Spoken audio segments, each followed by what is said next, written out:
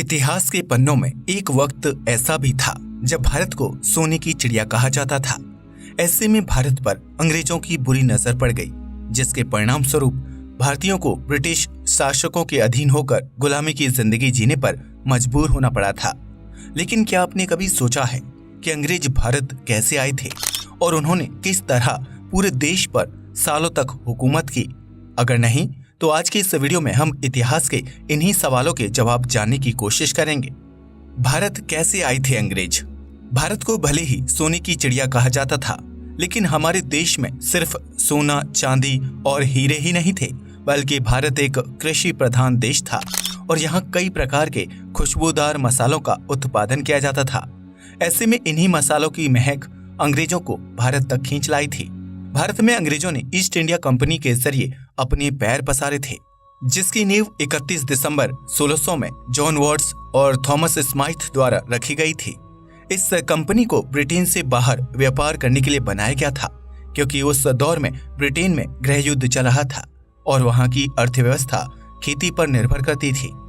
ऐसे में गृह युद्ध की वजह से जरूरी खाद्य पदार्थों का उत्पादन नहीं हो पा रहा था, जिसकी वजह से ब्रिटेन की तत्कालीन महारानी एलिजाबेथ प्रथम ने ईस्ट इंडिया कंपनी को पूर्वी एशिया में व्यापार करने के लिए भेज दिया था।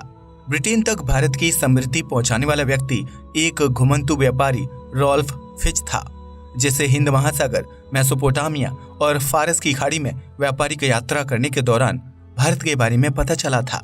ऐसे में रॉल्फ फिच जब अपनी यात्रा पूरी करके वापस ब्रिटेन लौटा तो उसने ब्रिटेन की महारानी को भारत की समृद्धि के बारे में बताया था। इसके बाद ईस्ट इंडिया कंपनी के जरिए ब्रिटेन के व्यापारी घुमंतु सर जेम्स लैंकेस्टर समेत 200 से ज्यादा प्रभावशाली व्यापारी भारत की तरफ आए और उन्होंने 24 अगस्त 1608 में सूरत बंदरगाह पर अपना पहला कदम रखा था। हालांकि उस वक्त अंग्रेजों के लिए भारत में व्यापार करना बिल्कुल भी आसान नहीं था, लेकिन ब्रिटिश व्यापारियों ने हार नहीं मानी और वह लगभग 7 सालों तक भारत के शाही परिवारों को व्यापार के लिए मनाते रहे, जिसके बाद सर थॉमस रो की अगुवाई में ईस्ट इंडिया कंपनी को सूरत में पहला कारखाना स्थापित करने की अनुमति मिल गई थी। इस तरह अंग्रेजों ने ईस्ट इंडिया कंपनी के जरिए भारत में अपना पैर पसारना शुरू कर दिया था, जिसके बाद कंपनी ने अपना दूसरा कारखाना मद्रास में स्थापित किया। ईस्ट इंडिया कंपनी के भारत में व्यापारिक शुरुआत करने तक दिल्ली की गद्दी पर बैठे बादशाह अकबर की मौत हो चुकी थी, जिसके बाद उनकी शाही गद्दी को जहांगीर ने संभाला और अंग्रेज किसी भी तरह जहांगीर से व्यापारिक अनुमति लेना चाहते थे। उस वक्त भारत में मुगल सेना इतनी ज्यादा थी कि अंग्रेज उनसे मुकाबला नहीं करना चाहते थे, जबकि भारत में पहले से ही डच और पुर्तगाली कंपनियां व्यापार कर रही थी। ऐसे में ईस्ट इंडिया कंपनी की तरफ से कैप्टन विलियम हॉकिंस ने जहांगीर से मुलाकात की और उन्हें व्यापार के लिए मनाने की कोशिश की, लेकिन जहांगीर ने उनका प्रस्ताव नहीं माना। इसके बाद लगभग 3 साल तक जहांगीर से बातचीत करने के बाद ब्रिटिश राजदूत सर थॉमस रो ने जहांगीर को व्यापार के लिए मना लिया, जिसके बाद ईस्ट इंडिया कंपनी ने कलकत्ता, बॉम्बे समेत विभिन्न जगहों पर अपने कारखाने स्थापित कर दिए। उस वक्त तक ब्रिटिश व्यापारी भारत से रेशम, नील, कपास, चाय, अफीम और मसालों का व्यापार करना चाहते थे, लेकिन भारत में धीरे धीरे यूरोपीय कंपनियों का दबदबा बढ़ता जा रहा था। ब्रिटेन समेत फ्रांस और पुर्तगाल की विभिन्न कंपनियां भारत में कारखाने खोलकर अपना व्यापार कर रही थीं, जिसकी वजह से उन विदेशी कंपनियों में आपसी होड़ होने लगी।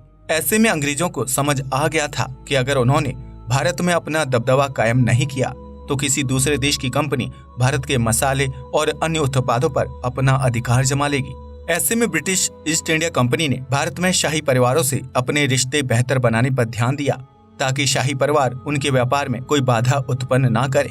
इस तरह ईस्ट इंडिया कंपनी के व्यापारियों ने अपनी कूटनीति से भारत में व्यापार कर रही अन्य डच, पुर्तगाली और फ्रांसीसी कंपनियों को बाहर का रास्ता दिखा दिया, जबकि कंपनी अपने व्यापार को निरंतर बढ़ाती जा रही थी।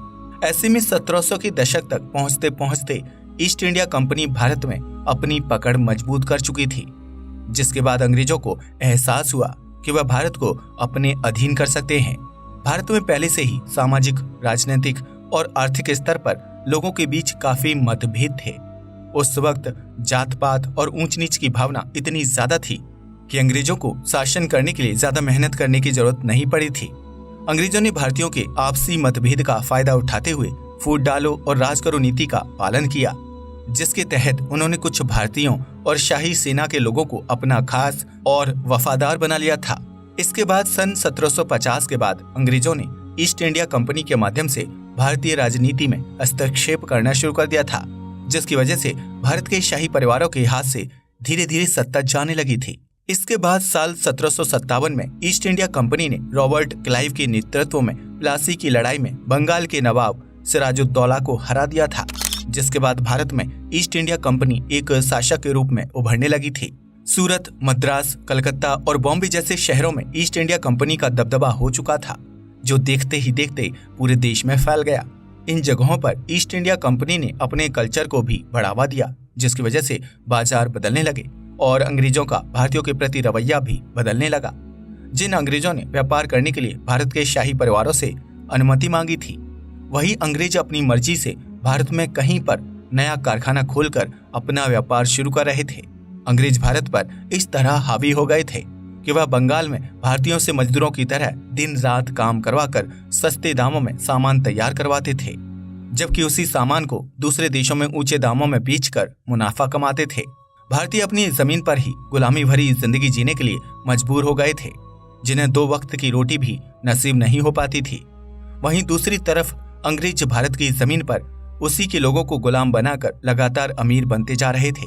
उन्होंने न सिर्फ भारत का शाही खजाना लूटा था, बल्कि धरती पर उगने वाली हर छोटी से छोटी चीज को महंगे दामों में बेचकर मुनाफा कमाने लगे थे। प्लासी का युद्ध जीतने के बाद अंग्रेजों के तेवर बदल गए थे और उन्होंने देश में नई राजस्व प्रणाली की मदद से भारत के व्यापार पर एकाधिकार स्थापित कर लिया था, जिसके चलते भारत के लोग जो राजस्व देते थे, उसके 1/3 हिस्से के बदले उन्हें अपना उत्पाद कंपनी को बेचना पड़ता था। भारत में ऊनी कपड़ों से लेकर शॉल, रेशम और मलमल के व्यापारियों और किसानों के हालात बहुत बुरे हो चुके थे, जिनसे जबरदस्ती ज्यादा से ज्यादा उत्पादन लिया जाता था। ईस्ट इंडिया कंपनी के पास 2.5 लाख से ज्यादा सैनिक मौजूद थे, जो भारत के विभिन्न राज्यों में किसानों, मजदूरों और व्यापारियों से जबरदस्ती काम करवाते थे। ऐसे में विभिन्न देशों में कपड़े, रेशम और मसालों की बढ़ती मांग को पूरा करने की जिम्मेदारी भारतीयों की होती थी, जिसका सारा लाभ अंग्रेजों की जेब में जाता था। अंग्रेजों के शासन के दौरान आम जनता के हालात इतने खराब हो चुके थे कि वह अंग्रेजी अफसरों को देखते ही सिर झुका लिया करते थे। उनके अंदर ना तो विद्रोह करने की ताकत थी और ना ही उनके खिलाफ आवाज उठाने की क्षमता।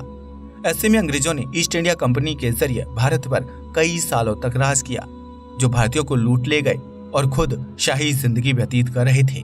अंग्रेजों के शासन के दौरान भारत में महंगाई और भुखमरी अपने चरम पर थी, जिसकी वजह से बंगाल में अकाल की स्थिति पैदा हो गई थी। लोग भरपेट भोजन न मिलने की वजह से कुपोषण का शिकार होने लगे थे। हालांकि इसके बावजूद भी उनसे पूरा काम करवाया जाता था। जो भारतीय अंग्रेजों के खिलाफ आवाज उठाने की कोशिश करते थे, उन्हें जेल में डाल दिया जाता था और भयानक सजा दी जाती थी। ईस्ट इंडिया कंपनी ने भारत में लगभग 120 साल तक शासन किया था और इस दौरान हमारे देश में 34 बार अकाल पड़ा था। भारतीयों को उनके हिस्से का भोजन ना देकर अंग्रेज उसे दूसरे देशों में बेच देते थे और कई पाउंड्स का मुनाफा कमाते थे। ब्रिटेन से आए अंग्रेजों ने भारत में ऐसे हालात पैदा कर दिए थे कि लोग एक वक्त की रोटी के लिए अपने बच्चों को बेचने के लिए तैयार थे, जिनसे अंग्रेजी सैनिक मजदूरी करवाया करते थे। ऐसे में भारत के अलग अलग राज्यों और शहरों में अंग्रेजों के खिलाफ स्वतंत्रता आंदोलन शुरू करने की रणनीति बनने लगी, जिसके तहत सन 1857 में आजादी के लिए पहली लड़ाई शुरू की गई थी। मेरठ से शुरू हुई इस लड़ाई का अंत जल्द ही हो गया था, जबकि इसमें भारतीय स्वतंत्रता सेनानियों को काफी नुकसान उठाना पड़ा था। लेकिन इस लड़ाई ने भारतीयों के दिल में आजादी की चिंगारी जलाने का काम किया था, जिसके बाद स्वतंत्रता सेनानियों ने अंग्रेजों की नींव हिलाने की कोशिश शुरू कर दी। आखिरकार कई कोशिशों के बाद साल 1874 में ईस्ट इंडिया कंपनी को भंग कर दिया गया था, लेकिन तब भी भारत पूरी तरह से आजाद नहीं हुआ था। ईस्ट इंडिया कंपनी की सेना को ब्रिटिश सेना में विलय कर दिया गया था, जबकि कंपनी की नौसेना को खत्म कर दिया गया था। ईस्ट इंडिया कंपनी के बाद भारत ब्रिटेन की महारानी के अधीन हो गया था। हालांकि उनके शासन में भारतीयों के हाल उतने बुरे नहीं थे, लेकिन भारतीय अब पूरी तरह से गुलामी की जंजीरों से आजादी चाहते थे, जिसके तहत राजनीतिक पार्टियों, स्वतंत्रता सेनानियों ने अपनी कोशिशें जारी रखी और इसके परिणाम स्वरूप साल 1947 में भारत को अंग्रेजों और ब्रिटिश राज से पूरी तरह से आजादी मिल गई थी। हालांकि भारत को अंग्रेजों के जाने की बहुत बड़ी कीमत चुकानी पड़ी थी। जो देश कभी सोने की चिड़िया हुआ करता था, वहां के लोगों के पास पहनने के लिए कपड़े और खाने के लिए भोजन तक नहीं था।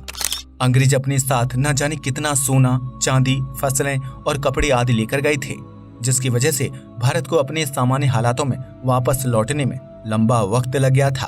अब तो आप समझ ही गए होंगे कि अंग्रेज कैसे एक कंपनी के जरिए भारत आए थे और उन्होंने देखते ही देखते एक पूरे देश को अपना गुलाम बना लिया। अंग्रेजों ने फूट डालो और राज करो नीति को अपनाया था, जो भारतीयों की सबसे बड़ी कमजोरी थी। ऐसे में अगर आप फिर कभी गुलामी का दौर नहीं देखना चाहते हैं तो हमेशा एकजुट होकर रहें, ताकि कोई विदेशी हमें आपस में बांटकर फिर से राज करने की कोशिश ना करे।